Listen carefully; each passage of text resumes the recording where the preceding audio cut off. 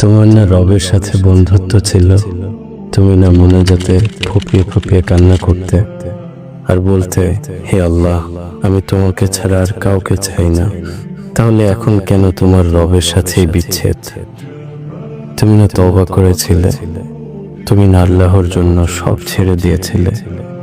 তুমি না বুঝতে পেরেছিলে তোমার আসল ঠিকানা কোথায়? তুমি না মুমিন হতে চেয়েছিলে, ইসলাম মেনে চলতে চেয়েছিলে, ভুলে গেছো? আবার কেন পাপে জড়িয়ে গেলে? তুমি না সিজদায় পড়ে কেঁদেছিলে তোমার গুনাহের জন্য? তাহলে কেন আবার দুনিয়ার ধোঁকায় পড়ে গেলে? তুমি কি হেরে গেলে তোমার নফসের কাছে? আল্লাহর প্রিয় হতে পারলে না? বারবার শয়তানের ফাঁদে পা ফেলছো।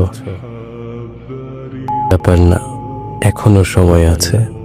তুমি কি জানো না তোমার রব কত মহান?